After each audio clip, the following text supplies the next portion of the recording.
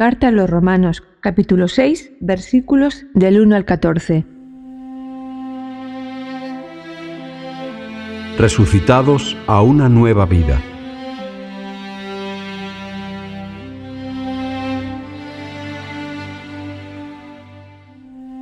¿Querrá todo eso decir que debemos seguir pecando para que se desborde la gracia? De ningún modo. Quienes hemos muerto al pecado, ¿cómo vamos a seguir viviendo sometidos a él? ¿No sabéis que al ser vinculados a Cristo por el bautismo, fuimos vinculados también a su muerte?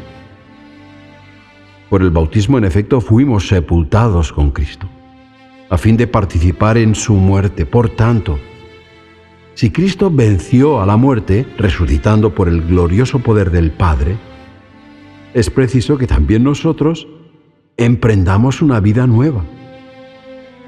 Si hemos sido injertados en Cristo, compartiendo una muerte como la suya, compartiremos también su resurrección. Tened en cuenta que nuestra antigua condición pecadora fue clavada junto con Cristo en la cruz, para que así quedara destruido este cuerpo sometido al pecado, y nosotros quedáramos liberados de su servidumbre. Pues cuando una persona muere, queda libre del dominio del pecado. Si pues hemos muerto con Cristo, debemos confiar en que también viviremos con Él.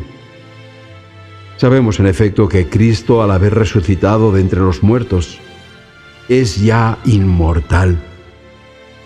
La muerte ha perdido su dominio sobre Él. En cuanto a la razón de su muerte, murió para liberarnos definitivamente del pecado. En lo que se refiere a su vivir, vive para Dios. Igualmente vosotros. Considerad que habéis muerto al pecado y vivís para Dios, en unión con Cristo Jesús. Que no siga dominándoos el pecado.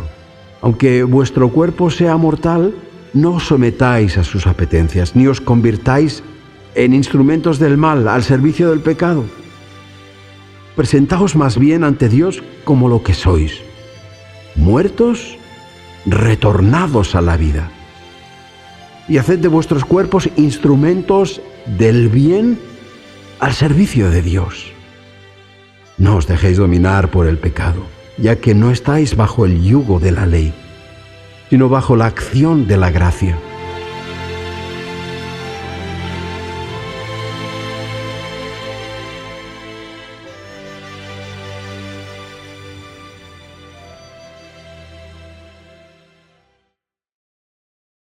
Carta a los Romanos, capítulo 6, versículos del 15 al 23. Libres del pecado.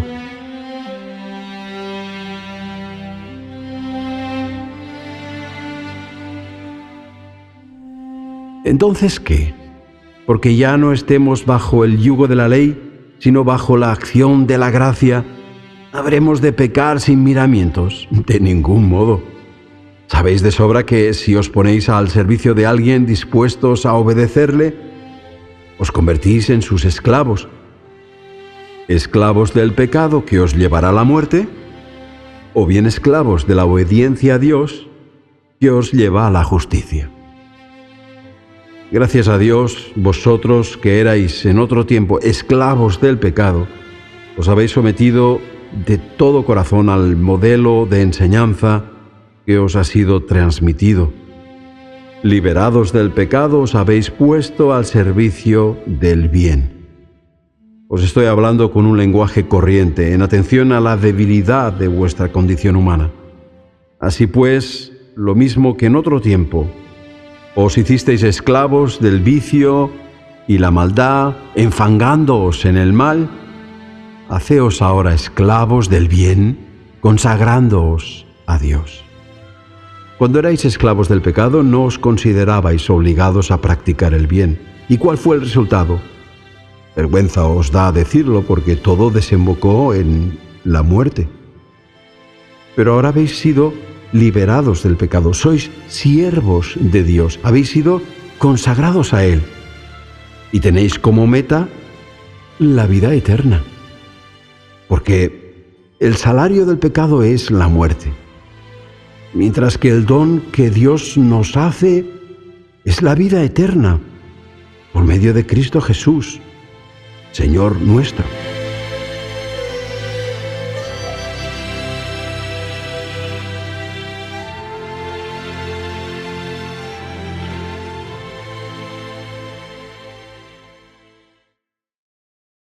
Carta a los Romanos, capítulo 7, versículos del 1 al 6. El cristiano y la ley.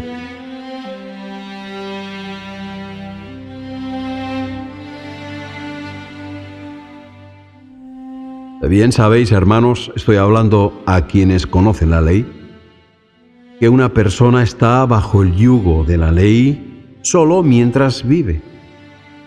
Así, la mujer casada permanece legalmente ligada a su marido mientras él vive. Muerto el marido, la esposa queda libre de esa ley. Por tanto, si en vida del marido la mujer se entrega a otro hombre, se la considera adúltera, pero si muere el marido, esa ley ya no la obliga. Podrá casarse con otro hombre sin ser por ello adúltera. De modo semejante, también vosotros, hermanos míos, por la muerte corporal de Cristo, habéis muerto a la ley. Sois, pues, libres para entregaros a otro, al resucitado de entre los muertos, a fin de producir frutos para Dios. Mientras vivíamos sometidos a nuestras desordenadas apetencias humanas, éramos terreno abonado para que nuestras bajas pasiones, activadas por la ley, produjeran frutos de muerte. Ahora, en cambio, muertos a la ley, que nos tenía bajo su yugo, hemos quedado liberados de ella y podemos servir a Dios, no según la letra de la vieja ley, sino conforme a la nueva vida del Espíritu.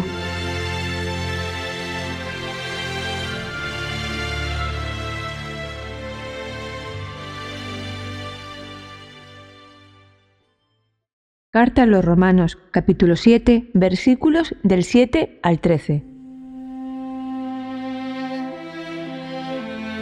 La ley y el pecado.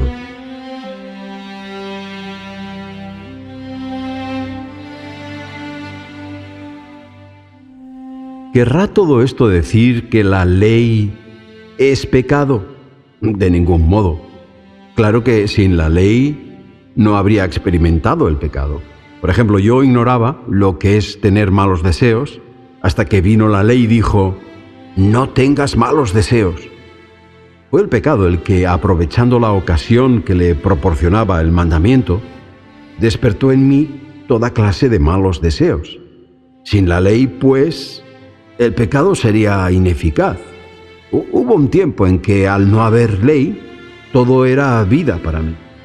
Pero al venir el mandamiento, revivió el pecado y la muerte se abatió sobre mí. Un mandamiento que debía ser portador de vida se convirtió para mí en instrumento de muerte, porque el pecado se aprovechó del mandamiento para engañarme y, valiéndose de él, me causó la muerte.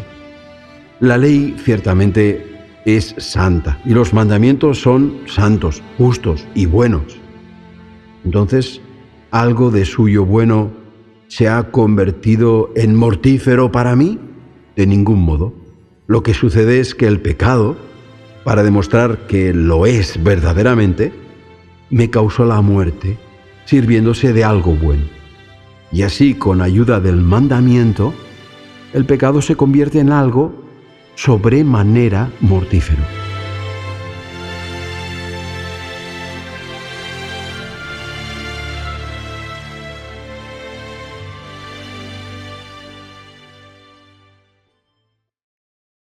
Carta a los Romanos, capítulo 7, versículos del 14 al 25. Bajo la tiranía del pecado.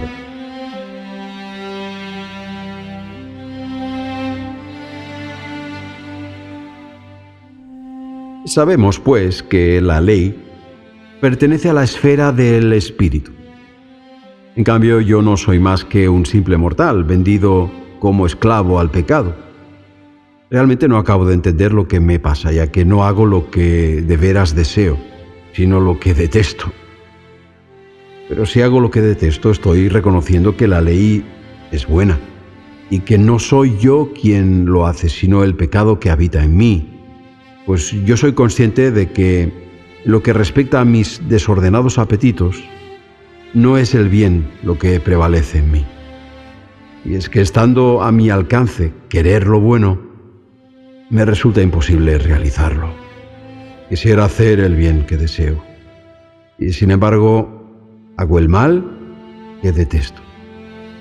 Ahora bien, si hago lo que detesto, no soy yo quien lo hace, sino el pecado que se ha apoderado de mí. En resumidas cuentas, constato la existencia de esta regla, que deseo hacer el bien, pero es el mal lo que me domina. En mi interior humano me complazco en la ley de Dios. En mi cuerpo, sin embargo, experimento otra ley que lucha con los criterios de mi razón. Es la ley del pecado que está en mí y me tiene encadenado. Infeliz de mí. ¿Quién me librará de este cuerpo portador de muerte? A Dios se lo agradeceré por medio de Jesucristo, Señor nuestro. Así que, concluyendo, por una parte mi razón me inclina a servir a Dios. Por otra, mis desordenados apetitos me tienen esclavizado a la ley del pecado.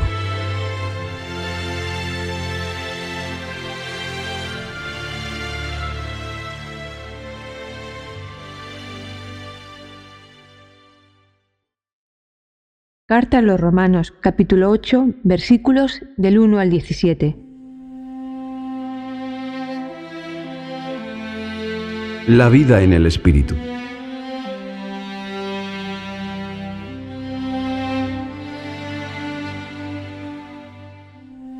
Ninguna condena, por tanto, pesa ya sobre los que pertenecen a Cristo Jesús, pues la ley del Espíritu que da vida en Cristo Jesús me ha liberado de la ley del pecado y de la muerte. Es decir, lo que era imposible para la ley a causa de la debilidad humana, lo llevó a cabo Dios enviando a su propio Hijo, que compartió nuestra condición pecadora, y a fin de eliminar el pecado dictó sentencia condenatoria contra el pecado a través de su naturaleza mortal. De esta manera nosotros, los que vivimos bajo la acción del Espíritu y no bajo el dominio de nuestros desordenados apetitos, podemos dar pleno cumplimiento a lo que manda la ley. Los que viven entregados a sus desordenados apetitos se preocupan de satisfacer esos apetitos. En cambio, los que viven según el Espíritu se preocupan de hacer lo que es propio del Espíritu. Ahora bien, el afán por satisfacer los apetitos desordenados conduce a la muerte. El de hacer lo que es propio del Espíritu lleva a la vida y a la paz. Y es que el afán por satisfacer nuestros desordenados apetitos nos hace enemigos de Dios, a cuya ley ni nos sometemos ni tenemos siquiera posibilidad de hacerlo. En definitiva, los que viven entregados a sus desordenados apetitos no pueden agradar a Dios. Pero vosotros no vivís entregados a esos apetitos, sino al Espíritu, ya que el Espíritu de Dios mora en vosotros. El que carece del Espíritu de Cristo no pertenece a Cristo. Pero si Cristo está en vosotros, aunque el cuerpo muera a causa del pecado, el Espíritu vive en virtud de la fuerza salvadora de Dios. Y si el Espíritu del que resucitó a Jesús de entre los muertos habita en vosotros, el mismo que resucitó a Cristo Jesús infundirá nueva vida en vuestros cuerpos mortales por medio del Espíritu que ha hecho habitar en vosotros. Por tanto, hermanos, si con alguien estamos en deuda, no es con nuestros apetitos desordenados, para comportarnos según ellos. Porque si os comportáis según estos apetitos, moriréis, pero si con la ayuda del Espíritu dais muerte a las obras del cuerpo, viviréis. Los que se dejan conducir por el Espíritu de Dios, esos son hijos de Dios. En cuanto a vosotros, no habéis recibido un espíritu que os convierta en esclavos de nuevo, bajo el régimen del miedo. Habéis recibido un espíritu que os convierte en hijos y que nos permite exclamar Abba, es decir, Padre. Y ese mismo espíritu es el que, uniéndose al nuestro, da testimonio de que somos hijos de Dios. Y si somos hijos, también somos herederos, herederos de Dios y coherederos con Cristo, ya que ahora compartimos sus sufrimientos para compartir también su gloria.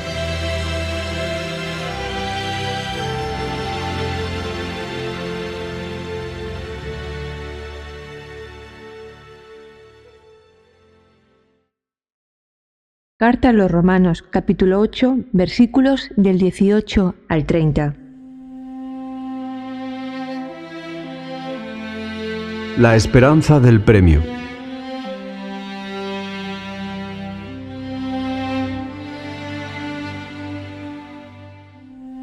Considero por lo demás que los sufrimientos presentes no tienen comparación con la gloria que un día se nos descubrirá.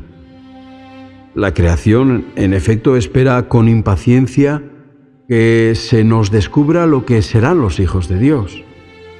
Sometida a la caducidad, no voluntariamente, sino porque Dios así lo dispuso, la creación abriga la esperanza de compartir, libre de la servidumbre de la corrupción, la gloriosa libertad de los hijos de Dios. Y es que la creación entera está gimiendo a una con dolores de parto hasta el día de hoy. Pero no solo ella, también nosotros, los que estamos en posesión del Espíritu, como primicias del futuro, suspiramos en espera de que seamos adoptados y liberen nuestro cuerpo. Porque ya estamos salvados, aunque solo en esperanza. Es lógico que esperar lo que uno tiene ante los ojos no es verdadera esperanza. ¿Cómo seguir esperando lo que se tiene ante los ojos? Pero si esperamos algo que no vemos, es que aguardamos con perseverancia. Asimismo, a pesar de que somos débiles, el Espíritu viene en nuestra ayuda. Aunque no sabemos lo que nos conviene pedir, el Espíritu intercede por nosotros de manera misteriosa. Y Dios, que sondea lo más profundo del ser, conoce cuál es el sentir de ese Espíritu que intercede por los creyentes, de acuerdo con su divina voluntad. Estamos seguros, además, de que todo colabora al bien de los que aman a Dios, de los que han sido elegidos conforme a su designio. Porque a quienes Dios conoció de antemano, los destinó también, desde el principio, a reproducir la imagen de su Hijo, que había de ser el primogénito entre muchos hermanos. Y a quienes Dios destinó desde un principio, también los llamó. A quienes llamó, los justificó. Y a quienes resplandeció en esa justicia, los hizo partícipes de su gloria.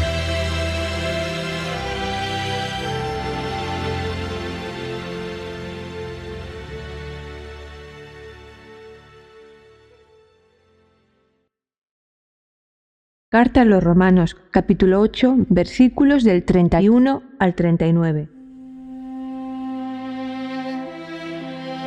Canto al amor de Dios.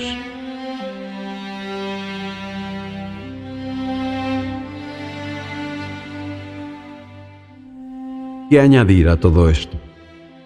Si Dios está a nuestro favor, ¿quién podrá estar contra nosotros?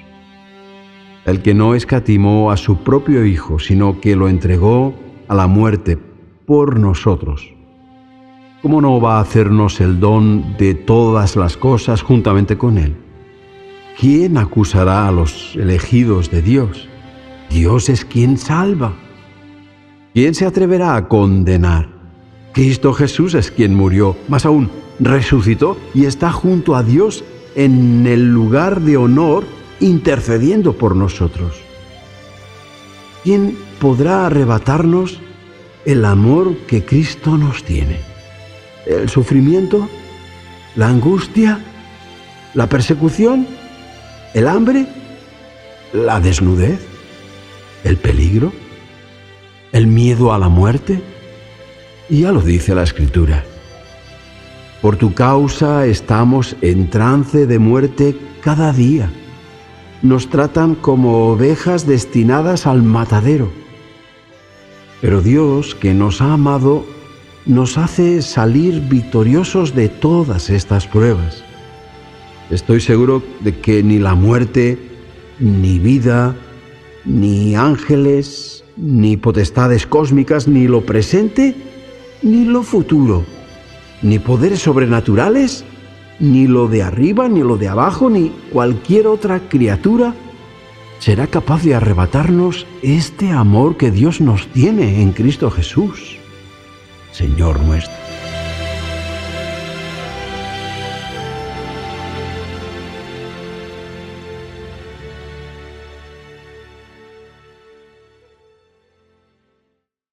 Carta a los Romanos, capítulo 9, versículos del 1 al 18. Israel, el elegido de Dios.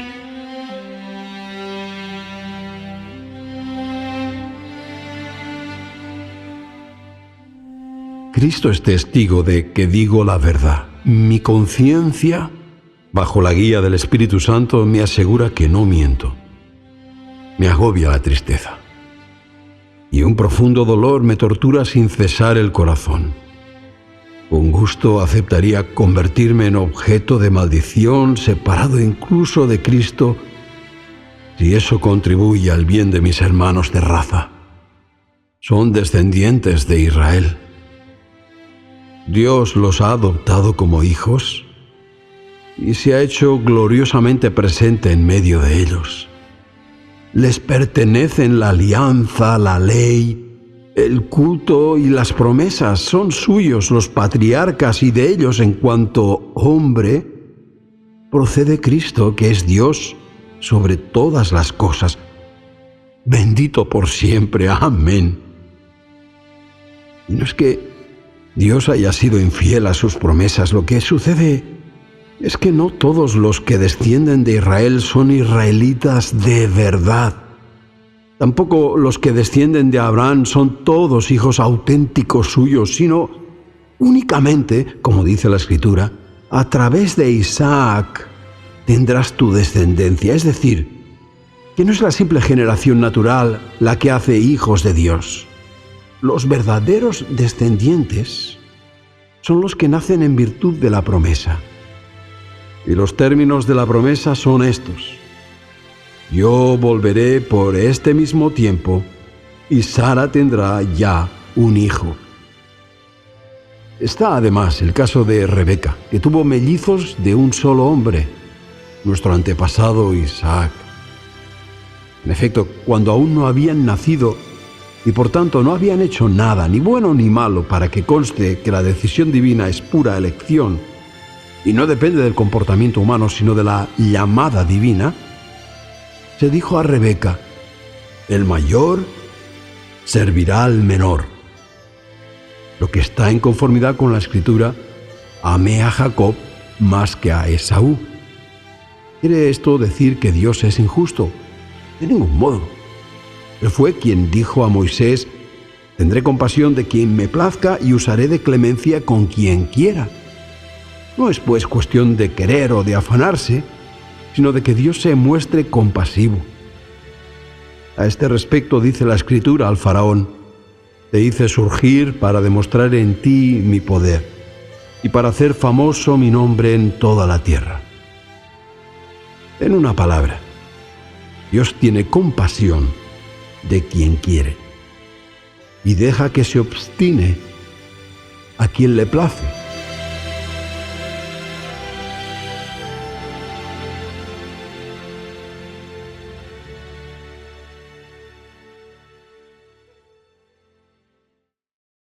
Carta a los Romanos, capítulo 9, versículos del 19 al 29.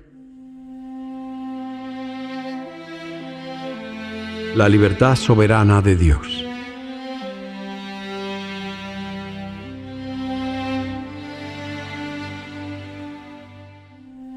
Alguien tal vez objetará: si nadie es capaz de oponerse al plan divino, ¿cómo puede Dios recriminar algo al ser humano?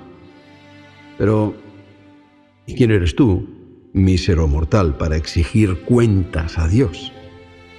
¿Le dice acaso la pieza de barro al alfarero: ¿por qué me hiciste así? ¿No tiene facultad el alfarero para hacer del mismo barro un jarrón de lujo o un recipiente ordinario? Así es Dios. Cuando quiere, muestra su indignación y pone de manifiesto su poder, pero puede también soportar con toda paciencia a esos que son objeto de indignación y están abocados a la ruina. De ese modo manifiesta las riquezas de su gloria en aquellos a quienes hizo objeto de su amor y preparó para esa gloria. Esos somos nosotros, convocados no solo de entre los judíos, sino también de entre los paganos. Así lo dice el profeta Oseas: al que no era mi pueblo, lo llamaré pueblo mío, y a la que no era amada, la llamaré amada mía. Y donde les dije: no sois mi pueblo, allí serán llamados hijos del Dios vivo. Isaías, a su vez, proclama, refiriéndose a Israel: aunque fueran los israelitas tan numerosos como la arena del mar, solo un resto se salvará. Con prontitud y perfección va a realizar el Señor su plan sobre la tierra. Y como anunció el mismo Isaías: si el Señor del universo no nos hubiera dejado descendencia, habríamos sido como Sodoma, nos habríamos parecido a Gomorra.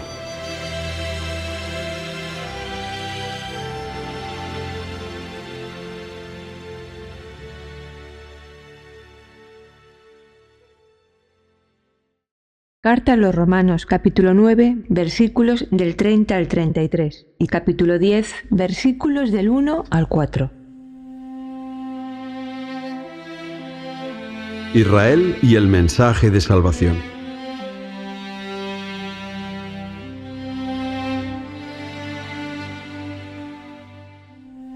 ¿Qué concluir de todo esto? Pues que los no judíos, sin esforzarse en buscar la amistad de Dios, la han encontrado. Hablo de la justicia que se alcanza mediante la fe. En cambio, Israel, afanándose por cumplir una ley que debería llevar a ser justos ante Dios, ni siquiera consiguen cumplir la ley. ¿Por qué? Pues porque al prescindir de la fe y apoyarse en el valor de las propias acciones, terminaron por tropezar en aquella piedra de que habla la Escritura: mirad, yo coloco en Sión una piedra contra la que podéis tropezar, y una roca que os puede hacer caer, pero quien ponga su confianza en ella no quedará defraudado. Hermanos, deseo con todo mi corazón, y le pido a Dios que salve a los israelitas. Soy testigo de que buscan a Dios con ardor, pero sin el debido conocimiento. Desconocen en efecto la fuerza salvadora divina y pretenden hacer valer la suya propia sin querer someterse a la de Dios. Pero Cristo constituye el punto final de la ley para que todo el que cree reciba la justicia.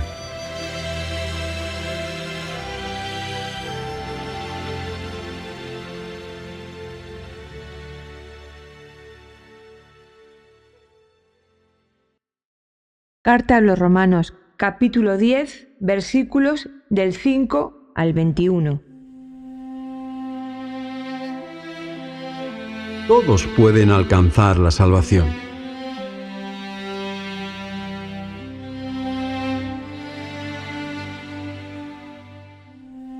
En cuanto a la fuerza salvadora de la ley, Así escribe Moisés: quien cumpla la ley encontrará vida en ella. En cambio, de la fuerza salvadora de la fe dice así: no te inquietes preguntando quién podrá subir al cielo. Se sobreentiende que para hacer que Cristo baje.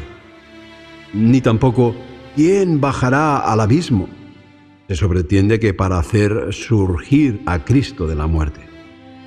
Lo que dice la Escritura es esto: la palabra está muy cerca de ti, está en tus labios y en tu propio corazón. Y se trata de la palabra de fe que nosotros proclamamos. Si pues tus labios confiesan que Jesús es el Señor y crees en tu interior que Dios lo hizo resucitar triunfante de la muerte, serás salvado. Porque se necesita la fe interior del corazón para que Dios nos establezca en su amistad, y la pública confesión de esa fe para obtener la salvación. Pues dice la Escritura: nadie que ponga en Él su confianza quedará defraudado. Y no existe diferencia entre judío y no judío, ya que uno mismo es el Señor de todos, y su generosidad se desborda con todos los que lo invocan. Por tanto, todo el que invoque el nombre del Señor se salvará.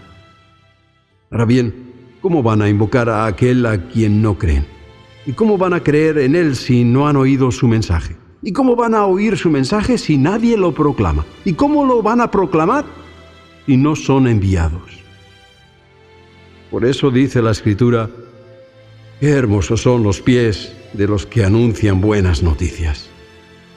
Pero no todos han aceptado la buena noticia. Lo dice Isaías: Señor, ¿quién ha creído nuestra proclamación? En todo caso, la fe surge de la proclamación. Y la proclamación se realiza mediante la palabra de Cristo. Y yo pregunto, ¿será que no han oído? Por supuesto que sí. La voz de los mensajeros ha resonado en todo el mundo, y sus palabras han llegado hasta el último rincón de la tierra. Pero insisto, ¿será que Israel no ha entendido el mensaje? Oigamos en primer lugar lo que dice Moisés: haré que tengáis celos de un pueblo que no es mío. Provocaré vuestro enojo mediante una nación no sabia. Pero Isaías se atreve más todavía: los que no me buscaban me encontraron. Me manifesté a los que no preguntaban por mí. En cambio, de Israel dice: todo el día he tenido mis manos tendidas a un pueblo indócil y rebelde.